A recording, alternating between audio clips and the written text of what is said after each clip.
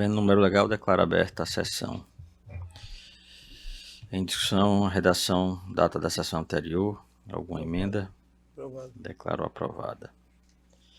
Deixando inicialmente as boas-vindas ao desembargador Amaury Moura, após retorno de afastamento para tratamento de saúde. Também o desembargador Ibanez, que retorna após período de férias. Registrando a ausência do desembargador João Rebouças, do desembargador Glauber em razão de férias. A ausência do desembargador Cláudio Santos, por necessidade de saúde. E o desembargador Expedito, em razão de viagem para o estado de São Paulo, já anteriormente autorizada. Nos processos de pauta de hoje, nós temos dois. O primeiro, ação rescisória, 080638394, autora paróquia da Senhora de Santana, de Campo Grande, e relator, desembargador Vigílio Fernandes Macedo Júnior, inscrição para sustentação oral do Dr. Alexandre Magno Fernandes. O Alexandre está por videoconferência. Eu concedo a palavra ao nobre advogado para sua sustentação oral. Obrigado, Dr. Hamilton. Dr. Hamilton, uma pessoa de quem saúde os demais membros do pleno, e me coloco à discussão para qualquer esclarecimento. Para a sustentação oral, eu gostaria de abordar o que nós estamos hoje reunidos para apreciar um agravo interno neste feito em que foi indeferida a tutela provisória de urgência da ação rescisória. Tutela essa que visava obter a suspensão das medidas executivas do cumprimento de sentença. No cumprimento de sentença pleiteada, há uma pretensão para a cobrança de honorário de sucumbência que superam R$80 mil. E nesse cumprimento de sentença foram determinadas medidas constitutivas, dentre as quais o bloqueio de recursos financeiros pelo Bacen. Então, nós estamos na iminência de ter todos esses recursos da paróquia bloqueados, e não só eles, mas também patrimônio, veículos, né, o que vai tornar inviável qualquer atividade paroquial. Nossa pretensão, ela se assiste na probabilidade de direito, revestida principalmente em alguns problemas ocorridos no processo. Este foi um processo físico, tramitou totalmente de forma física, inclusive a coleta de prova oral em audiência de instrução, e depois foi convertido em virtual para ser remetido ao Tribunal de Justiça. Ao ser convertido em virtual, foram cometidos vários equívocos, dentre os quais não foram anexados ao processo, nem na fase de processo físico, sequer quando convertido ao PJ para remetido ao tribunal, não foram anexados os arquivos de áudio e vídeo de audiência. Portanto, a prova oral coletada não foi apreciada pelo tribunal, porque simplesmente não seguiu com o processo, né? Então, afora isso, depois de prolatada a sentença, verificamos diversos novos documentos e informações que podem mudar o posicionamento judicial, dentre as quais o fato de que se tornou conhecido, pouco e notório, de que o autor da ação de uso capião sequer residia no município de Campo Grande. Então, como é que ele poderia exercer a posse sobre um imóvel em que se alegou que ele teria residência se o domicílio dele era de outra cidade? Como não bastasse isso, após o encerramento da audiência de instrução, ainda foi anexado ao processo vários documentos novos pela parte autora da ação de uso capião, os quais não foram levados ao conhecimento da parte contrária, a paróquia de Senhora Santana. E esses documentos seguiram junto com o processo para o tribunal, e a parte só veio a tomar conhecimento da existência desses documentos após a aprovação do acórdão e descida do processo ao primeiro grau, novamente. Então, a probabilidade do direito para obter a rescisão da sentença está basicamente nesses três pontos, além de outros detalhes que foram acrescentados nas nossas razões da ação. O perigo da demora reside exatamente no fato de que, se não suspensas medidas constritivas, se tornará absolutamente inviável qualquer prática evangélica, religiosa ou atividade da paróquia de Senhora Santana após a constituição de todos os seus bens, principalmente os parcos recursos financeiros de que dispõe em conta bancária, inclusive para pagar salário, 13º salário e férias dos seus colaboradores, né?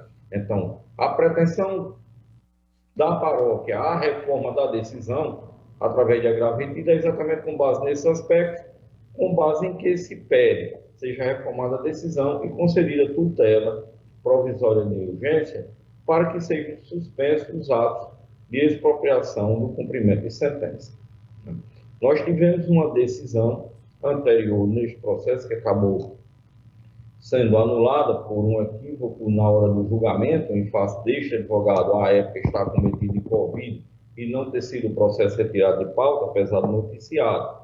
Naquele momento, houve um julgamento extinguindo a ação pela impossibilidade de substituição ou correção do polo passivo, uma vez que no curso da ação foi verificado o óbito da parte demandada nesta ação rescisória, parte autora na ação de uso capião. Ocorre que este fato não era de conhecimento de nenhuma das partes, inclusive o advogado do demandado nesta ação rescisória, autor da ação de uso capião, patrocinou o cumprimento de sentença em nome próprio do seu cliente, e não em nome do espólio do falecido.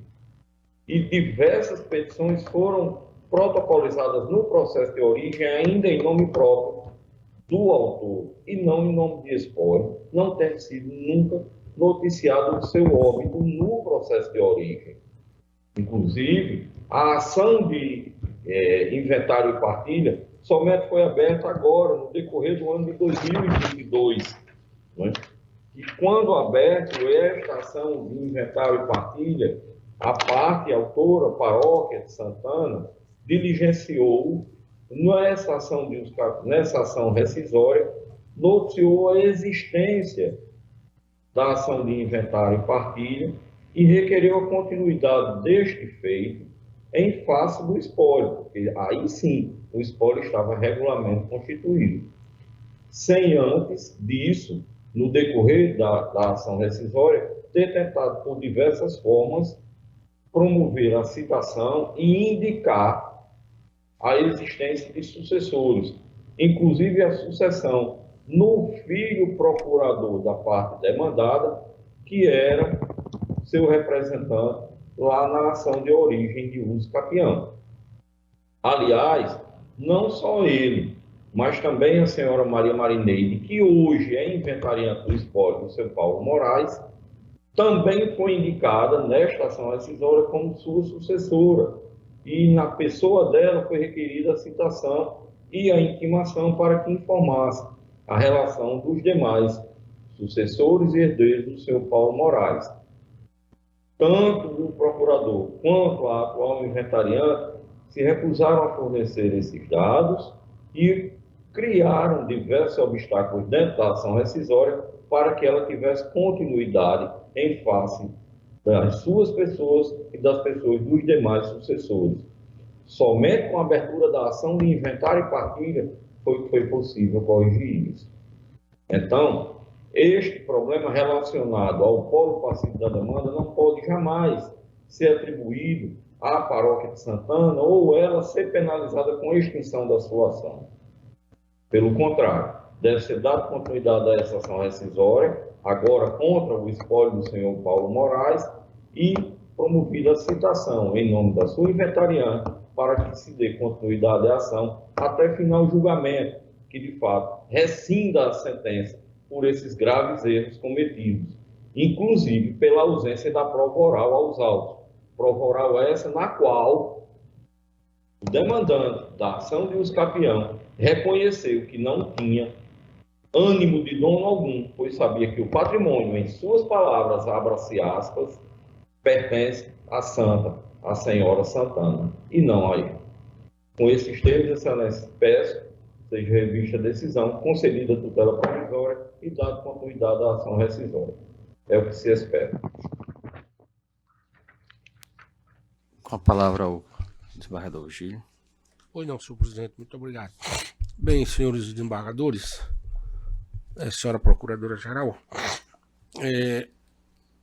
a apresentação rescisória ela tinha sido inicialmente iniciado o seu julgamento, mas foi visto que o advogado da parte não teria sido intimado para a sustentação, ou ele não tinha podido participar da sustentação no que foi provido os embargos, e como tal o advogado faz ora a sustentação da sua ação rescisória.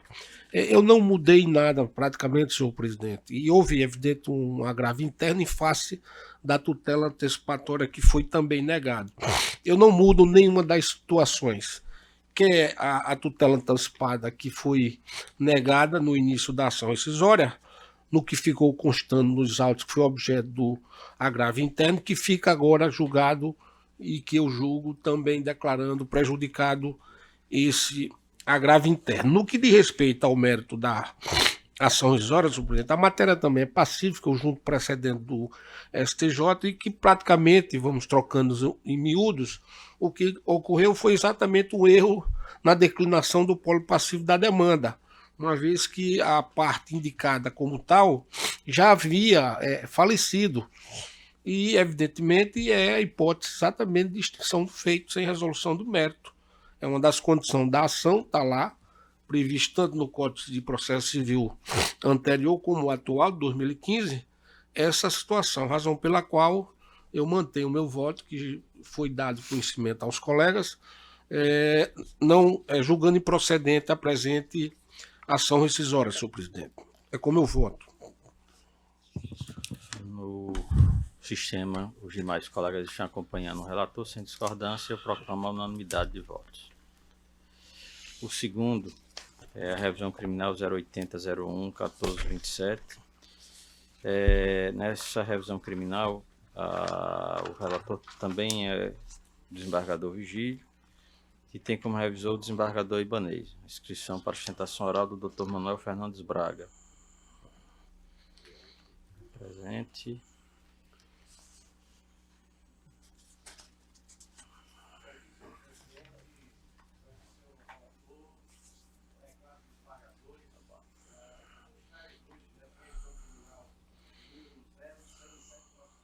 noventa, 87, trata-se de uma matéria muito simplória e que, data vênia, trazemos à discussão do Pleno Tribunal de Justiça. O cidadão José Genilson de Oliveira, no ano de 2017, foi condenado pela tipificação do artigo 217, estupro de vulnerável de um adolescente de 13 anos de idade.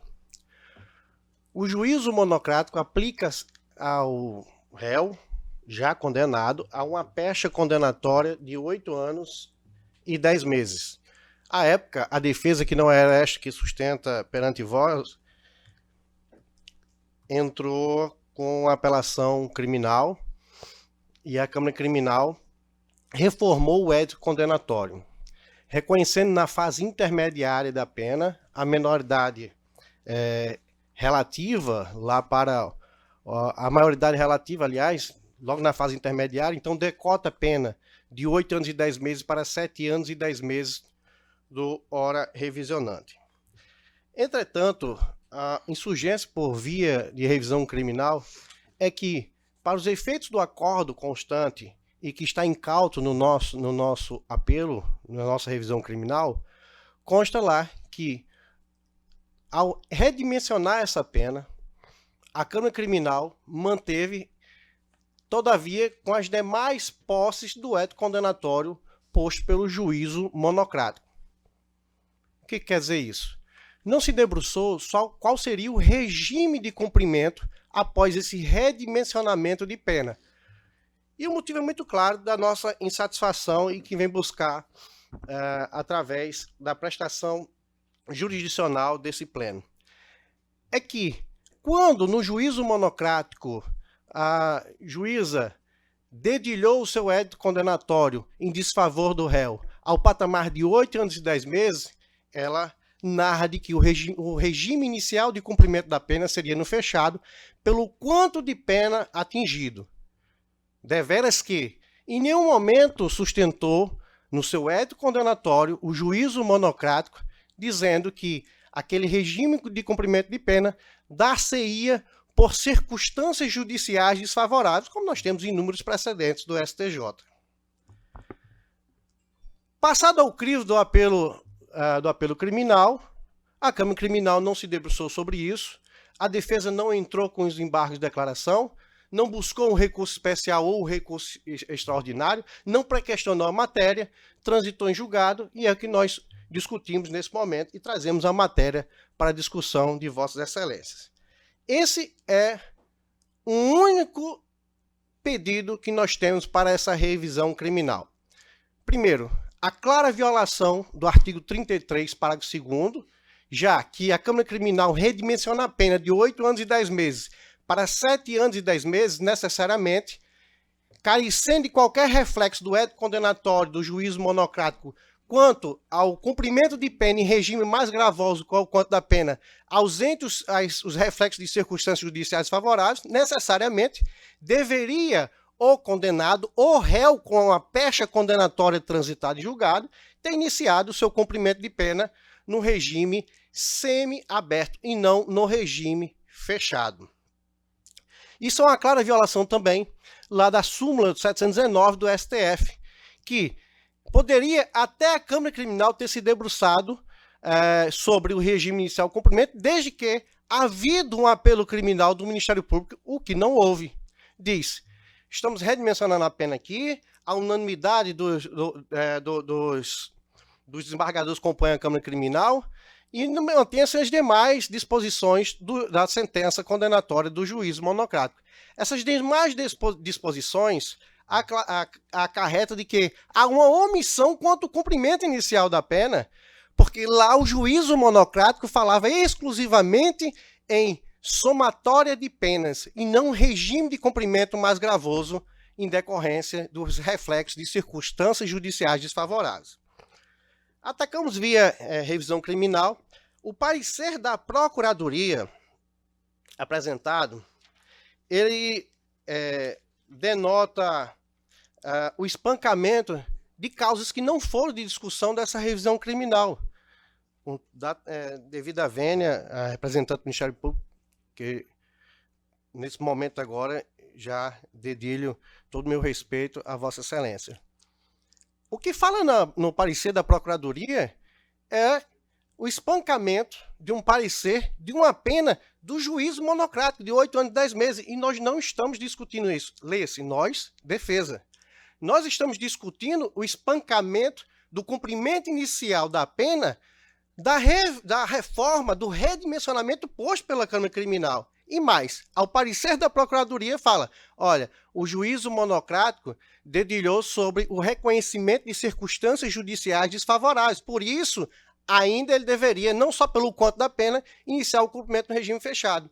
Isso, na verdade, seria um reformar-se impede, porque não houve apelo criminal por parte do Ministério Público, nem tampouco a sentença, o édito condenatório do juízo monocrático, fala-se em circunstâncias judiciais para iniciar o cumprimento de pena mais gravoso do que o quanto da pena. Até porque a magistrada, à época, o juízo monocrático, pela impessoalidade, já havia aplicado uma pecha condenatória superior a 8 anos. Não se discute isso. Não se discute isso, é ponto pacífico. Então, Excelências, ainda tenho 8 minutos, mas vou utilizar apenas mais 1 minuto. O que nós pleiteamos a Vossa Excelência? O reconhecimento da violação do disposto do artigo 33, parágrafo 2º do Código Penal. Se houve um redimensionamento da Câmara Criminal para 7 anos e 10 meses, há uma omissão no acordo da Câmara Criminal, não houve fundamentação idônea, na verdade, carece de qualquer fundamentação para se sustentar o cumprimento da pena num regime mais gravoso do que o redimensionamento da pena. Porque não se discutiu isso, ainda que a Câmara Criminal tenha dito, mantém essas demais disposições da sentença condenatória. As demais disposições da sentença condenatória não se fala em regime de cumprimento mais gravoso do que o quanto da pena. não se levou a efeito circunstâncias judiciais desfavoráveis, isso só é falado no parecer da Procuradoria.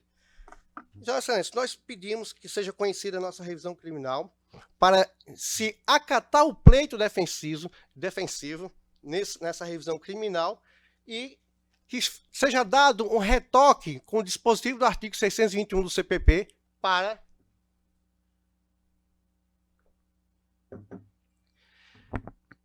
para que seja ao cabo mantido a pena de 7 anos e 10 meses, conforme a Câmara Criminal dedilhou em acordo próprio, mas com relação às demais disposições, seja fundamentada e conhecida por esse pleno de que o réu, com o édito condenatório transitado julgado, deverá iniciar o seu cumprimento de pena num regime específico ao quanto de pena por carecer de qualquer fundamentação, seja no juízo monocrático, seja no juízo do qual nós espancamos o acordo. Esse é o pedido da defesa.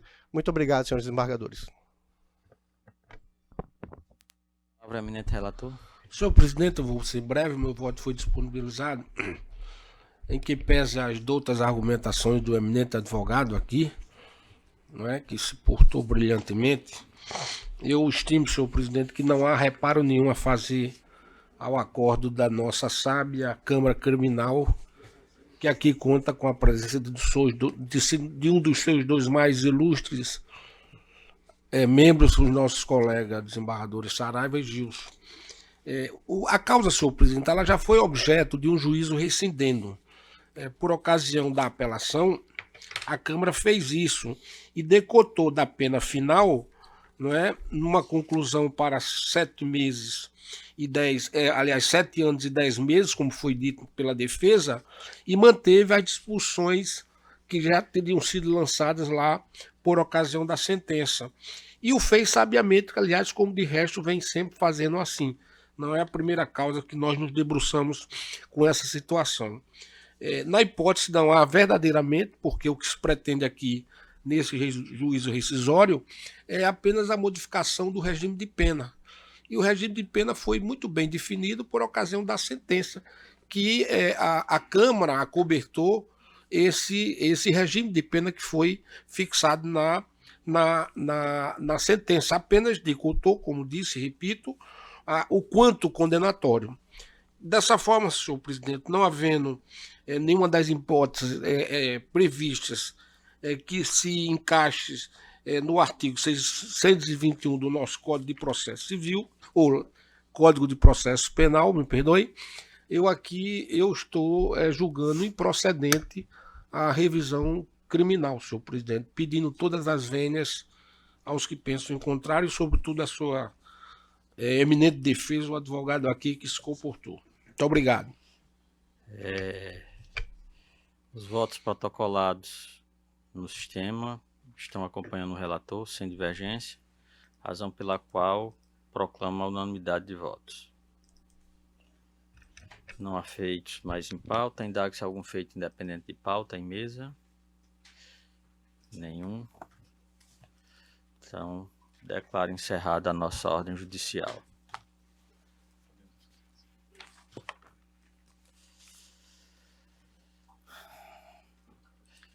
Declaro aberta a ordem administrativa.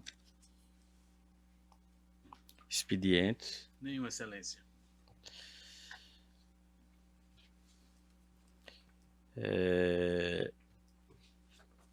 Não temos feitos em pauta na ordem administrativa, mas temos alguns extra-pauta. O primeiro é uma minuta de resolução que institui o sistema de priorização de obras e serviços de engenharia do Poder Judiciário do Estado do Rio Grande do Norte e da outras providências. Minuta que foi distribuída já previamente para os senhores. E exatamente dá o norte para que a gente possa fazer uma organização das obras que são necessárias no nosso tribunal. Podemos aprovar, aguentar alguma sugestão? Estou de acordo, excelência. Então, aprovado. A outra é a que altera o anexo 1 da resolução 19, que dispõe sobre a ordem de substituição legal do juiz de primeiro grau. Matéria que também é sugerida pela própria Corregedoria, após verificação das melhores adequações. Algum esclarecimento? De acordo, senhor. Aprovado.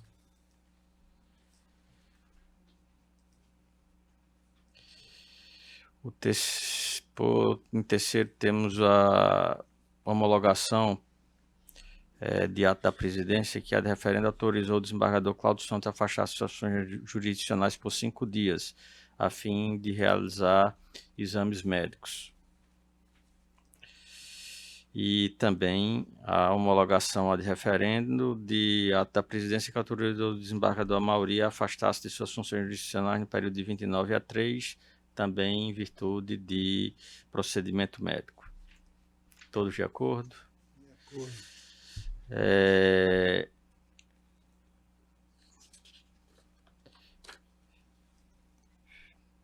Ainda por final da esta pauta, nós temos uma situação que, como o desembargador Vivaldo assumiu a Escola da Magistratura ante a aposentadoria da desembargadora Zeneide, e estamos encaminhando para apreciação do Pleno o nome da desembargadora Berenice, para ficar no lugar dele no Conselho, uma vez que nós não fazemos essa acumulação de atividades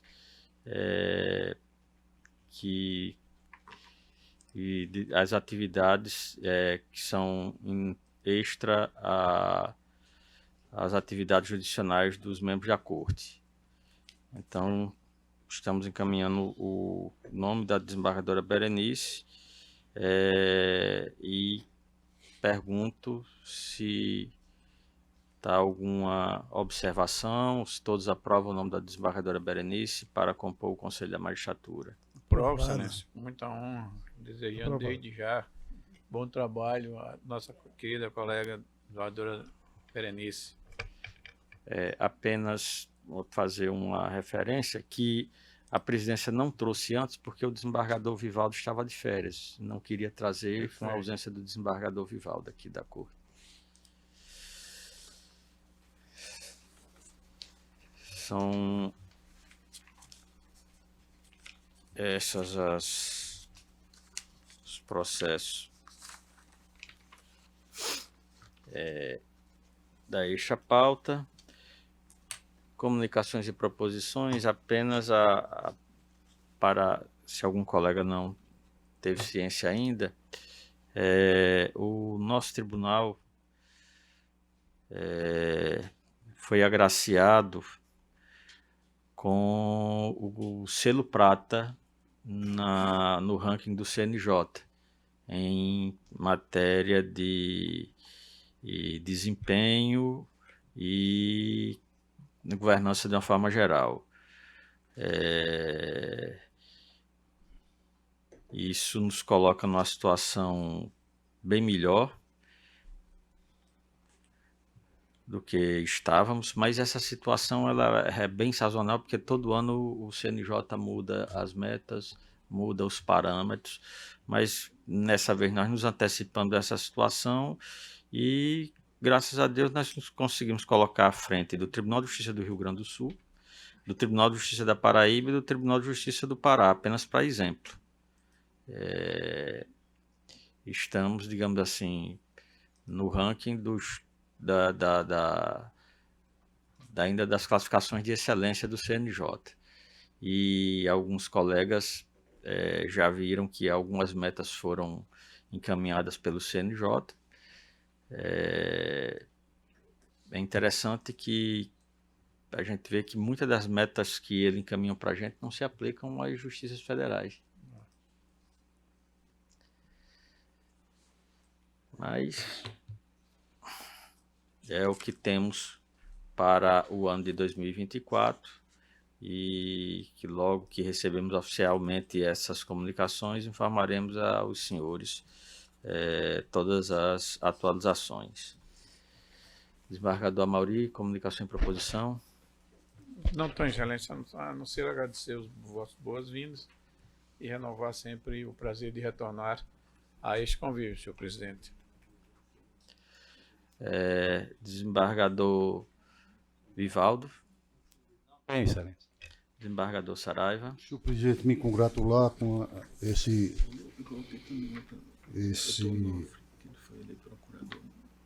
prêmio, né, doado pelo CNJ, o prata, e acreditando que nós estamos encaminhando para o ouro. Com certeza vamos atingir facilmente.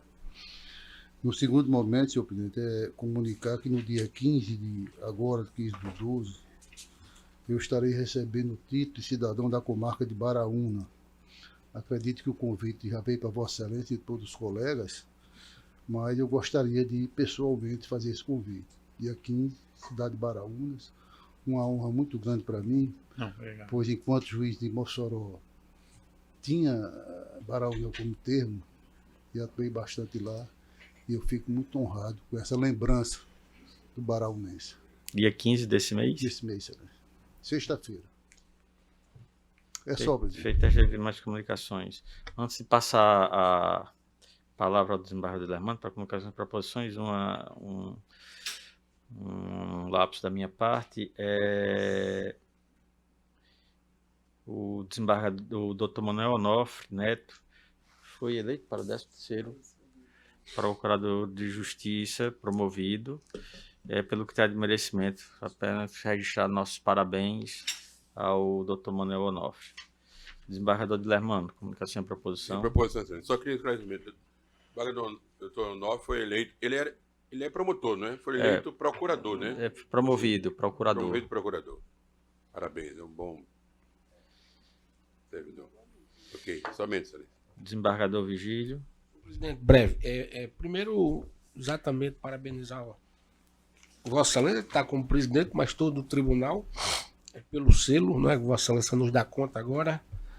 Me solidarizar também, parabenizar a nossa colega Berenice, que assume mais um importante. Logo do início da sua chegada aqui, ela já assume uma importante função, que é membro do Conselho da Magistratura. Parabenizar a nossa colega. E por fim, senhor presidente, já que Vossa Excelência falou no selo que diz respeito às nossas atividades jurisdicionais, apenas para um registro que na comarca de Ceará-Mirim foi feito em virtude daquelas decisões do CNJ por ocasião da última visita, uma inspeção, aliás, um trabalho correcional, e o nosso colega doutor Petro, juiz de lá, Petro Fernandes, acabou de nos enviar um relatório que será distribuído, dando conta do cumprimento de todas as metas do CNJ, e que provavelmente no ano 2024 não mais teremos processo nos juizados de Ceará-Mirim, não julgados com mais de 60 dias. Então está de parabéns o doutor Petro Fernando, um grande magistrado, assim como também no nosso corregedor, doutor Cleandro Pantaleão, e Cláudio, que é um servidor dos juizados já há um bom tempo, senhor. Era apenas isso. Muito obrigado. Parabenizo a todos, desembargador Vigílio, pelo esforço. Desembargador Ibanez. Sem proposição, presidente. Desembargador Gilson. Não tenho. Desembargador Cornélio. Quero só aqui parabenizar a colega Berenice Capuchon pela indicação para o Conselho da Magistratura e também o tribunal pelo selo prata, né? Nós sabemos o quanto está difícil conseguir até o selo prata, né? Porque fica uma competição assim muito prestigiada, muito disputada pelos tribunais, e conseguir o selo prata já é muita coisa. Meus parabéns. Doutor Luiz Alberto. Sem proposição, excelência. A desembargadora Berenice. Apenas para agradecer a confiança e dizer que estarei pronta para esse novo mistério e farei com toda a garra e competência com que eu abraço todas as minhas atribuições. Muito obrigada.